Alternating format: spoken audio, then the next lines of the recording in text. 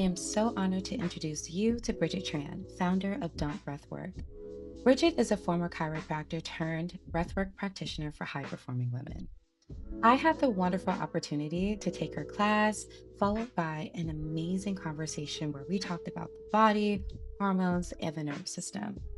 And trust me, it's a conversation you're going to want to stick around for. So tune in. Can you tell me about the shift from going from a practice that's deeply rooted in the body to focusing on breath work?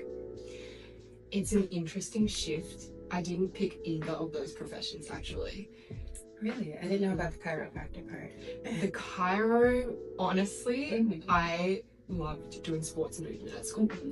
And so I wanted to do physio. And then I did something adjacent, like a health type degree. And honestly, I just saw all the chiro kids having so much fun together. I actually changed my degree for fun. Because they were having fun. They were having fun. Yeah. They had like friendships because in the chiro degree, you go through with everybody for 5 years. Okay. So you have those people and you can develop relationships with them. So when you go to those classes like anatomy, biology, and you're in with all these random kids, like the med students, the physio students, the chiro students, the ones that have fun and they have their friends and looks like they're having a good time with the chiro kids. Yeah.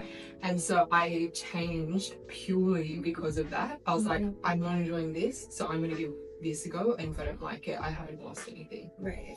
And I actually ended up, I loved the whole degree actually. I loved diagnosing, I loved anatomy, I loved learning about things and problem solving. So that was really, it was great for me. It was also the thing that burnt me out. Really? Isn't that interesting? The very thing that you find joy in can also be the thing that creates burnout. Yeah.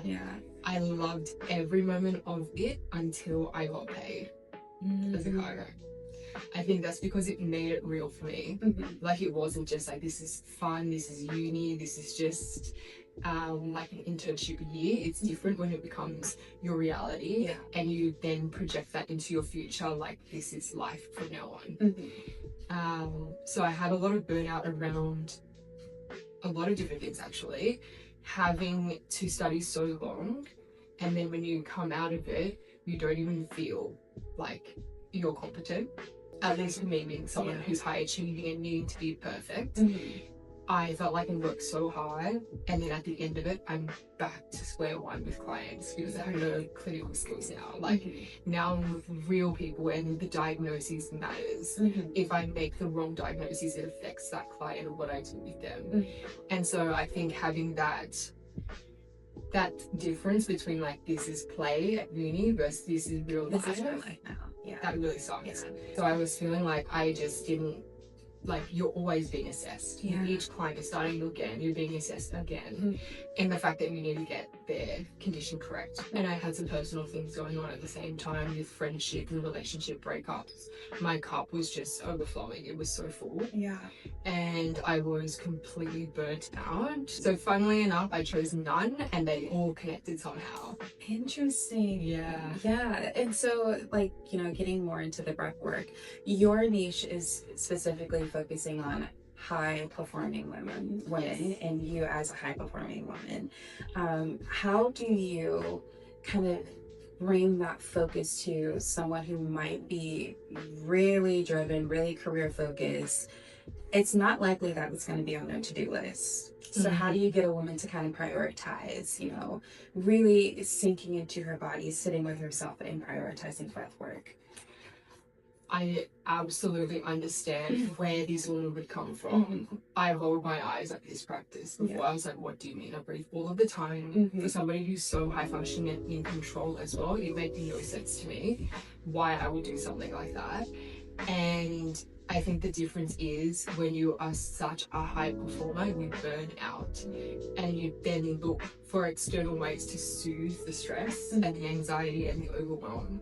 So high performers don't look for breath work, they look for ways to soothe themselves. That's how I found breath work the first time as well.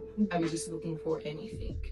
But when I experienced it and I understood what that meant, it was a game changer. Yeah. There was no way that I couldn't share this anymore and not continue to practice it. So I think when high performers reach a point, and they will, of burnout, because we just go and go and go, we're going to burn out, and then we are going to have to pick up the pieces.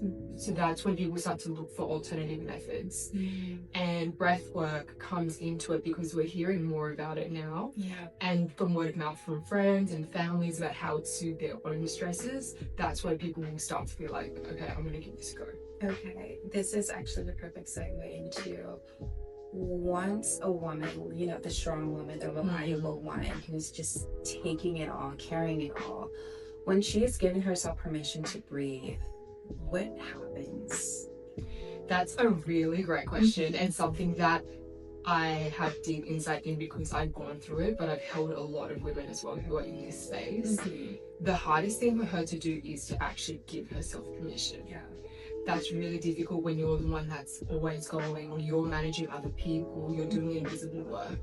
So to give yourself permission to slow down is extremely foreign. But when she gets a chance to actually put it down, so after she's experienced the breathwork class, usually 4 things happen in my experience. It's uncomfortable being so calm and not have your familiarity of craziness and sorting through you get the mess and you have to sort it out. That's what people are used to. So at first she is uncomfortable, then she has a lot of space. It feels like there's a weight lifted off her shoulder, and that's why we're called DUMP, because we help you lift it and you literally just chuck it off. You just dump it. So she feels a lot lighter. Then she may experience grief or shame because you realize nobody asked you to hold that much. You took that on for yourself.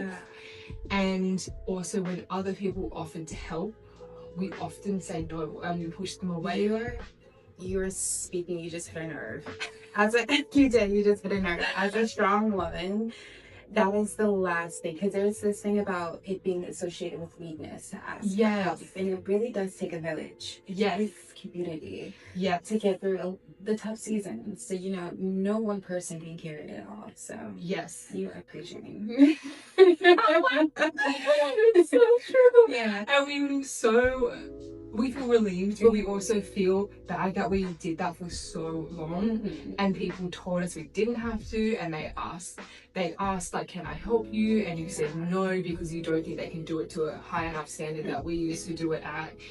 But then we realized, damn, like I did not have to do that. I didn't have to stress, or I didn't have to waste all that time. And that's where the guilt and the shame can creep in a little bit. But then the final step is usually reconciliation. So that's when the woman realizes this is a new baseline that I actually really like. I like operating at this calm and regulated. Regulated. It's my favorite word. It's so regulated. And when you feel it, you're like, that's what that means. That's it.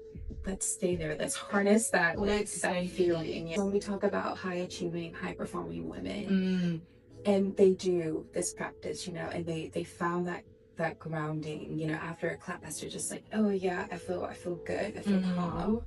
How do you make that sustainable? How do you keep that? That's a really great question. It will stay, and you will have long effects for hours, days, weeks, potentially after. So in one sense, you don't have to do anything. You already did the work, and choosing to be there was the hardest first step. But to maintain that after, I think the biggest key is just to be aware of this is how you feel when you're regulated. So when you feel like you're slipping, or you're feeling like those thoughts are coming up again, or the emotions are bubbling up, and you're holding your breath and you're not breathing, and you're getting the headaches again, just to notice, be aware that is when things are starting to boil up to a point where it might start to overflow, and then doing something about it. So that could be coming back for a breathwork session, going for a walk, stretching, calling it quits on work for the day. Just those micro habits to help you relieve that pressure. It's just about taking the water out of the bucket. Checking in with yourself routinely.